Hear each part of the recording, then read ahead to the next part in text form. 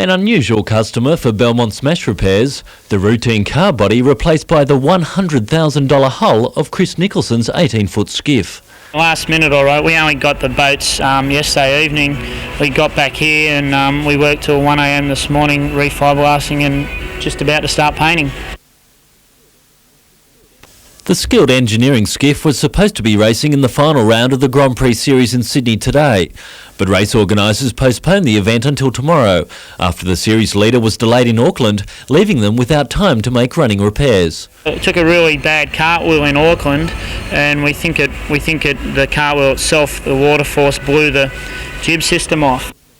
Nicholson and crew still managed to win the round after makeshift repairs and are primed to take out the Grand Prix Series after finishing third last year. Yeah, this is the final and it's double points, so we've got a 9-point lead, but it normally doesn't equate to that much, but it's as good as we can hope for, and we just got to stay consistent and hang on to it.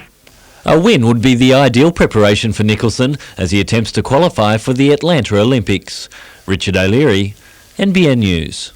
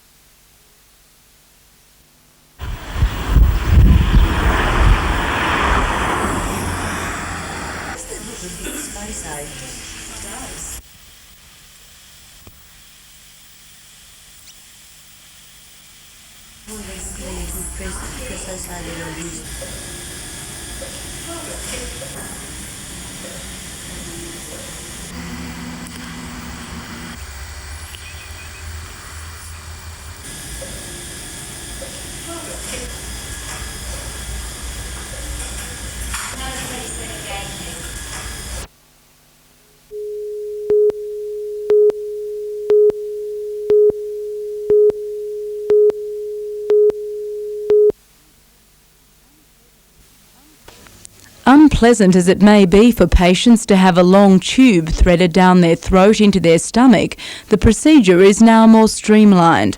Surgeons at the Mater Hospital are delighted with the $50,000 gastroscope. It replaces a more primitive manual model that required doctors to peer down the long tube. Now it's all on video and you see it magnified up, and everything's magnified about 20 times and you can see much more clearly. The equipment bought by hospital fundraising includes a high-resolution monitor that allows all medical staff involved in the operation to view the internal target. Its main purpose is diagnosis, but the versatile equipment can be used for minor operations as well. It's useful in placing guide wires for dilatation, it's useful for biopsying lesions, it's also useful in taking off polyps.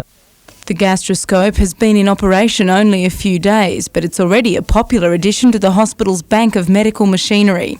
It'll be used about 12 to 15 times per week. Laura Saperstein, NBN News.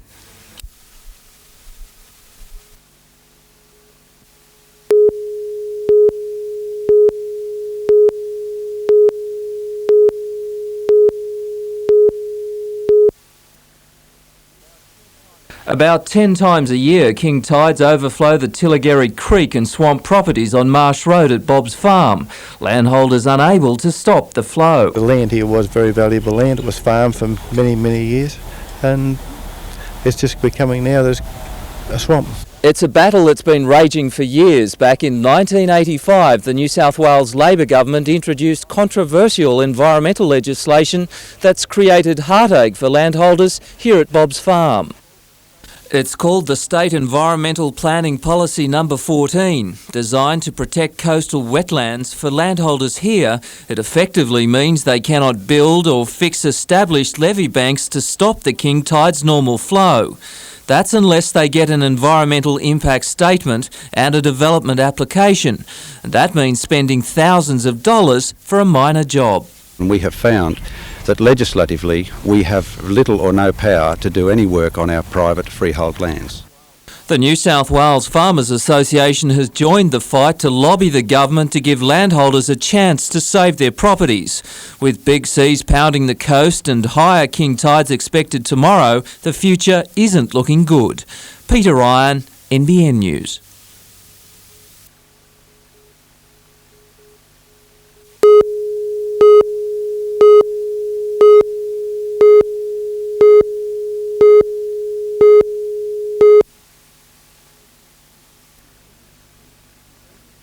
It was only a fluke in atmospheric conditions that allowed weak distress signals from the Bismarck Sea off northern Papua New Guinea to be picked up on Australia's east coast. Luckily that for the Coast Guard and the Coast Patrol were the only two stations who picked this distress call up. Even receiving bases up there weren't picking up the signal. No stations up there acknowledged this call at all. A 4-metre boat with 4 people on board was one of a number of vessels which got into difficulty during a storm more than a week ago.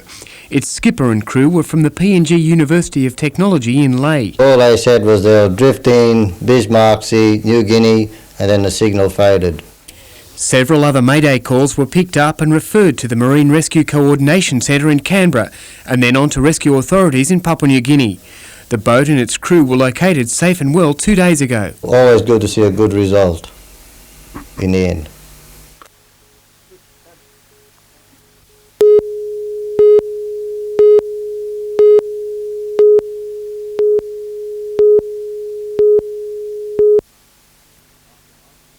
After months of searching for a home, the Mariners have finally settled on one of the city's most historic sporting venues. Super League will use number 1 next season and also has a year's option, but is still yet to decide on a full-time base. I think they're still looking at some longer-term options, which will come to light probably during the course of next year, but certainly nice to know we've got a home to go to for the time being and we can get ourselves geared up for next season.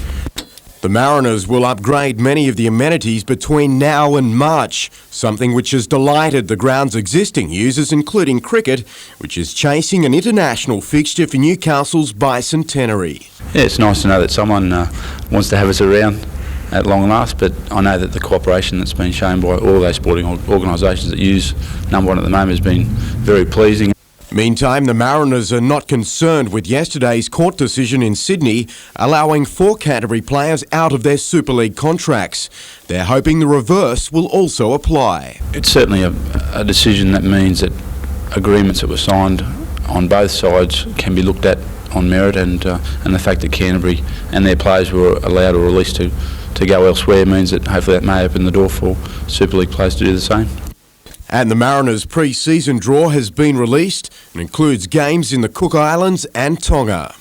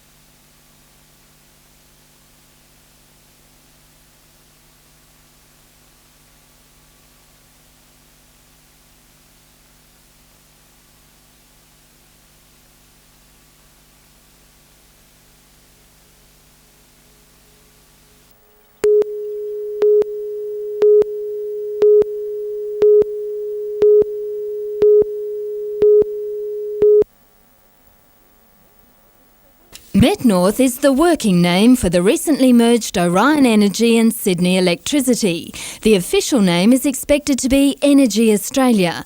While that won't be confirmed until next year, plans for the restructuring of the largest electricity supplier in Australia are well underway. From January the 15th, Met North will divide its service operations in two. The area north of Sydney's Harbour Bridge will be run from an office at Wallsend. The southern area will be run from Sydney. The Newcastle office will deal with 680,000 customers. The restructuring is being undertaken to prepare Met North Energy for the overall deregulation of the electricity industry next year.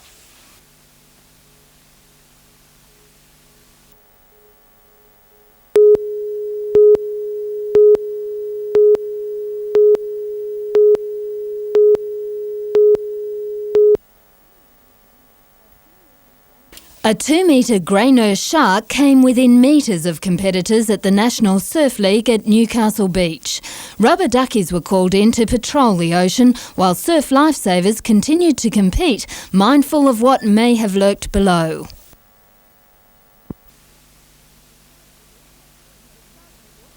The shark was also seen at nearby Nobby's Beach. There has been a shark sighted off the beach. Nobby's Beach was closed for 3.5 hours, surfers heeding the beach inspector's warning. I said, better get straight in, I don't want to get eaten. What concerned some lifesavers was the fact the shark continued to come into shore, causing speculation that it may be sick. When we do see one, we clear the surf as quick as possible. We don't want to have any injuries or fatalities. Jane Anderson, NBN News.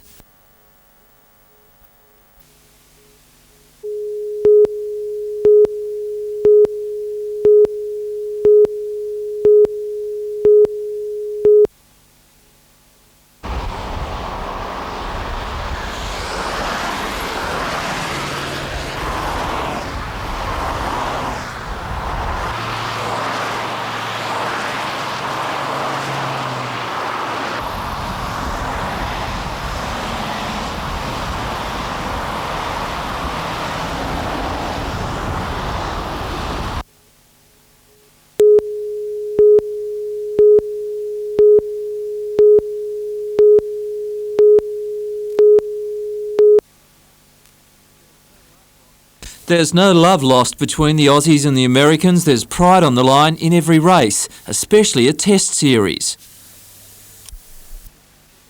And it was the second last heat at the Newcastle Motordrome last night when American driver Bert Cheatham was going for that little bit extra and his Camaro went over the top.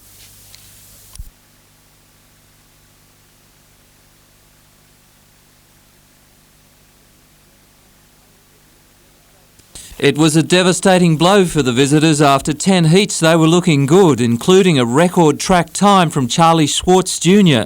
But with Cheatham's sedan out of the running, the Americans finally had to forfeit, the Aussies winning 34 points to 32. And the two foes will be back at it tomorrow night, this time in the winged sprint cars.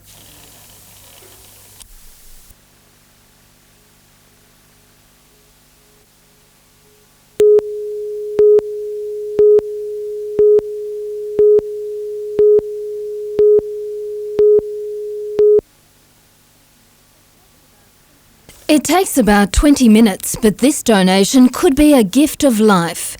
Elaine Montague responded to the blood bank's call for new donors. She admits today's first visit was a little nerve-wracking. A little, just of the unknown, but no, it's been great. No problems.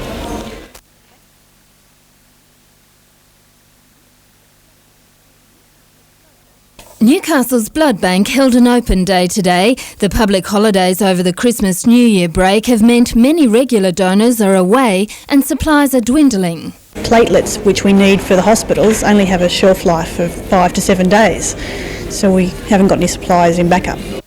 Donors will be welcome tomorrow at the blood bank in Newcastle, Maitland Hospital and Cessnock Hospital. Jane Anderson, NBN News.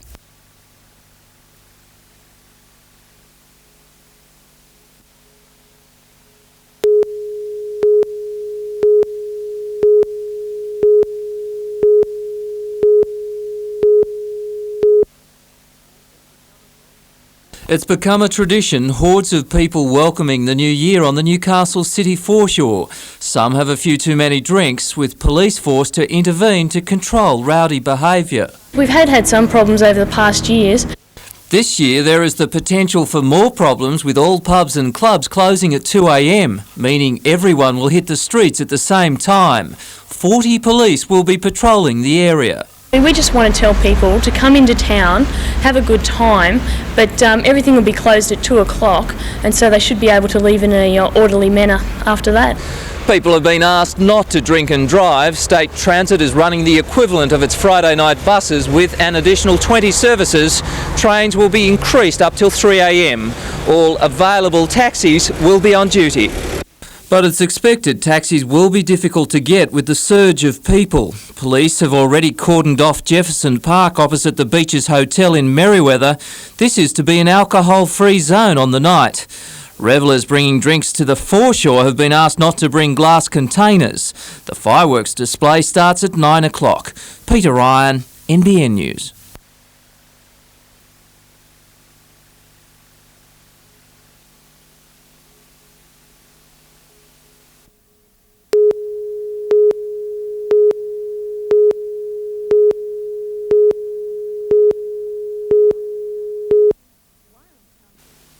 Wyong Council intends to turn this part of the entrance between Coral Street and the bridge into a mall. The plans are on display for public comment. While it will mean an upgrading of the whole area, the Paviours Family Carnival would have to go. Mayor Tony Sheridan says council can legally terminate its contract with the Paviours to operate from the site. The owners of that carnival have been aware for a long time that there's a clause in their contract which permits council to terminate that contract at any time if and when council decides to redevelop that site.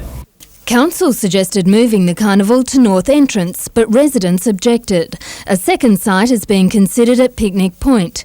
Brenton Pavier, himself a Wyong councillor and involved in running his family's carnival, says they don't want to move. We need to stay in the commercial area where the noise and all those sort of factors can work in harmony with the shopkeepers. The Paviers have started a petition to save the carnival. They claim to be collecting 1,000 signatures a day. Council will vote on the proposal early next year. Mayor Sheridan remains confident the multi-million-dollar mall complex will go ahead. Jane Anderson, NBN News.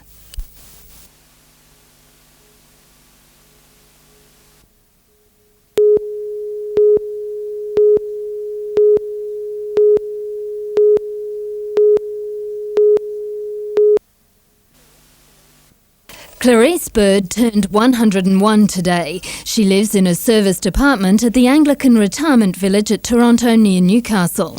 However, she had lived at home with her husband until she was 95. I could cook a meal for ourselves, and I did. And my husband said, look, I think we'll go get a girl in that'll clean the house.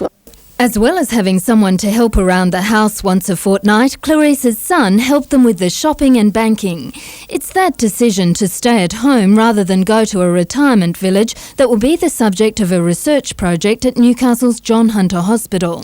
The National Health and Medical Research Council has given the Social Work Department an $18,000 grant. We're going to be looking at how much support families and community services are able to provide to older people. 350 people aged over 70 will be interviewed.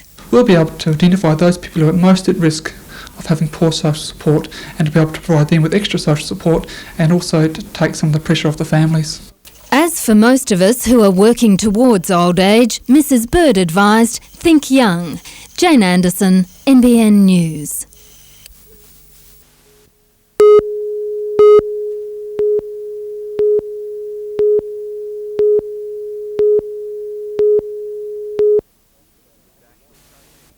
With national coach Eddie Thompson on hand to watch potential junior Socceroos Clayton Zane and Glenn Moore, the Breakers made a disastrous start. An unmarked David Drillage putting the visitors ahead in the 6th minute. The The Breakers had the run of play in the first half hour but failed to convert several opportunities, as did United, who but for the courage of Craig Carter could have been 2 ahead at the break. The keeper's heroics continued after the interval, repelling everything United produced. His brilliance kept the Breakers in business. The draw salvaged in injury time when a long ball from Moore was helped on its way by David Lowe. Substitute Harry James bringing the crowd of 4,000 to their feet. The game ended on a sour note. The Sydney side is obviously stung by the Breakers' late reply, which according to the scorer was never in doubt. The ball felt perfect for me. I said, this is it, I'm going to score, and I did. I just celebrated, like a maniac afterwards.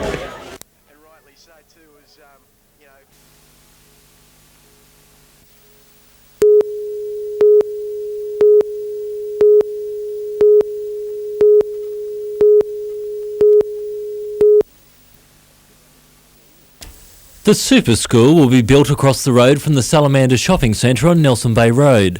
The 9 hectares of bushland to be turned into the bastion of education in the Bay, as the area's massive population growth continues into the 21st century. Well, this will be one of the biggest developments in the state, and certainly it'll be the biggest development ever in the Hunter region, with 1,600 students on site, plus of course there will be a lot of part-time TAFE students in addition to that. The Education Centre will include an infants, primary and high school, along with a TAFE college, health clinic and a theatre for drama. Work should start by the middle of next year, with the centre to be opened by the first term of 1998. Public schools in Nelson Bay will close, with all students to transfer to the new facility. Well, they could start out as a toddler on the beach and go through, for example, get their high school certificate, go and do hospitality with TAFE, and finish up perhaps being a tourist manager in Port Stephens without leaving the area. The Commonwealth will provide $10 million towards the project, the state government $6 million, with Port Stephens Council contributing $1.5 million.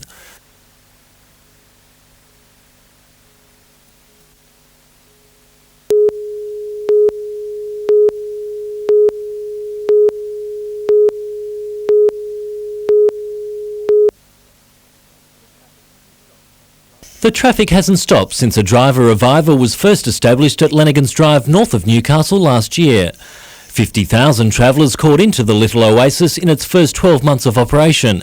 It's taken just 8 months to do the same again. That milestone marked with a presentation to the 100,000th driver. During busy periods, a coffee can be served every 8 seconds, but the Lions Club volunteers say the only reward they want is a further reduction in the road toll.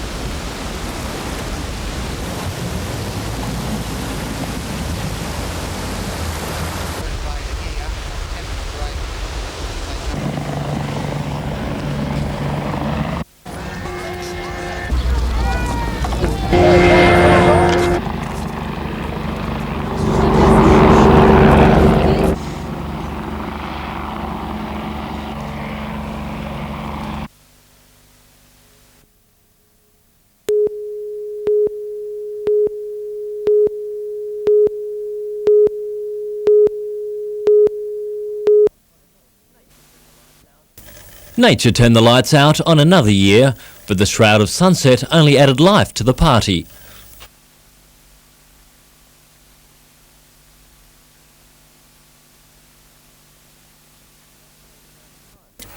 As 1995 went up in smoke, thoughts turned to the future and how to best welcome in the new year.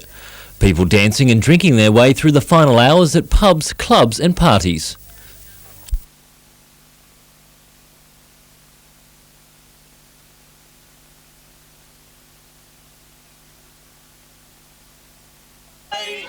Be forgot for the sake of old lang syne. Happy New Year! Most people starting the new year how they finished the old one.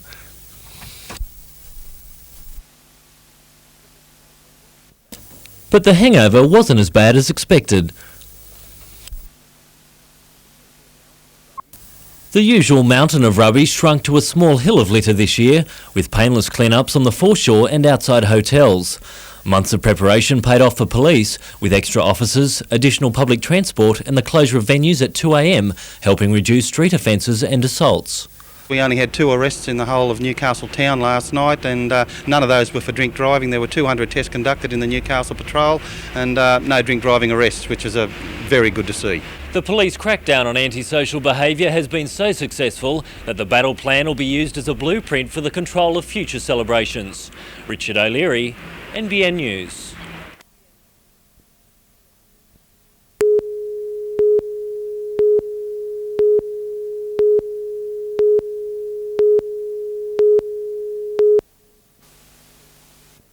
On a camping holiday with their families at Treachery Beach, the two 40-year-old men got into difficulty after going for a swim at sunrise.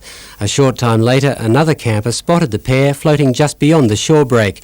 He managed to bring one of the swimmers back to the beach using CPR to keep him alive until the alarm was raised and the rescue helicopter arrived. He went down and found the person that was on the beach and started CPR and maintained it for a couple of hours, which is a very strenuous effort on your own. The guy wants a medal as far as I'm concerned.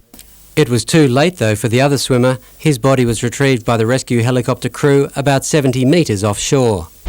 The beach is especially popular with board riders, but even they'll tell you when it comes to the surf here, it's treachery by name and treachery by nature. For someone that's not really surf-wise, it could be very dangerous. The way the gutter's running along the beach at the moment, you know, it's been doubling up and put it this way, if you got hit by a wave, you'd stay hit.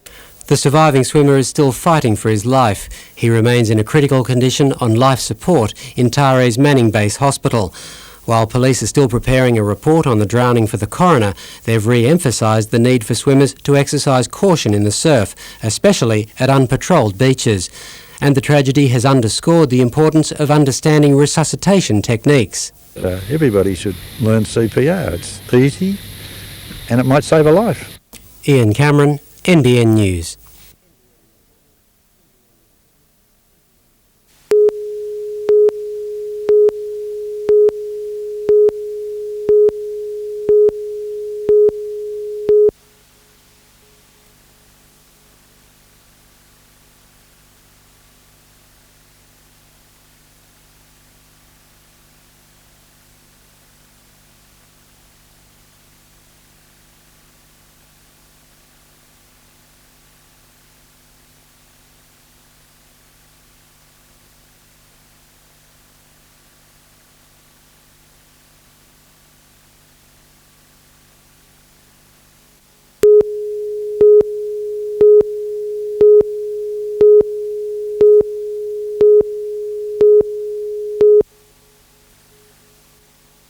The cane toad is a well-known pest in Queensland where numbers are high, but in New South Wales the major concern is the pests crossing the border in epidemic proportions.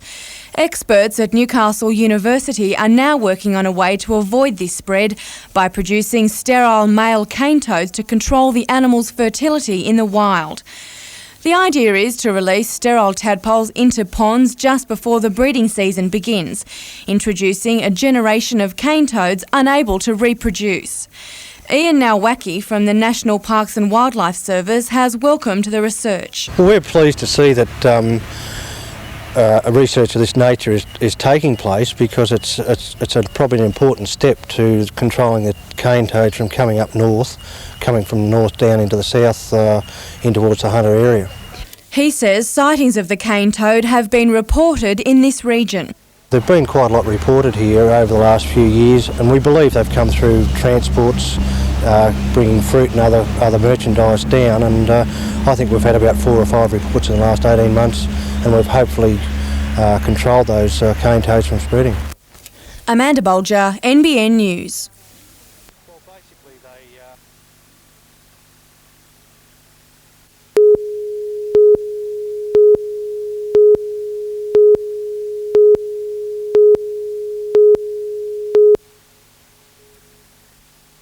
Late last year, high-quality heroin was blamed for a sudden surge in the number of overdoses which killed up to 8 people. Over the last 2 weeks, ambulance officers have reported another rise in overdose cases, prompting concerns a second lethal batch could be circulating. It's thought the drug, known as Cabramatta rock, is making its way up the coast and is believed to be between 60 and 80% pure. According to paramedics, using this is an even bigger gamble on life than normal. I think basically because the strength of the heroin is that unpredictable, it's like playing Russian roulette. The potency varies so great.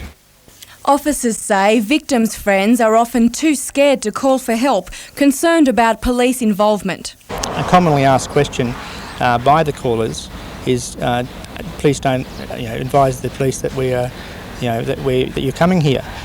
We don't routinely do that. Users are being advised to be aware of the extra strong grade. The risk of death is much higher than usual.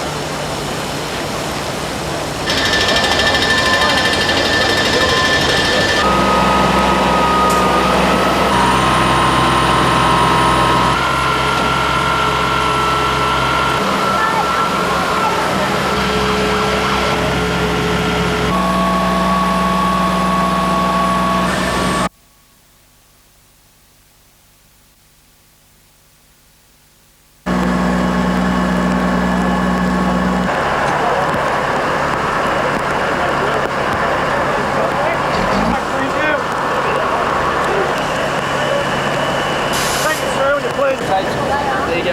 Good. It's all going well, isn't it? Balances, everything? Yeah. Good. Sure.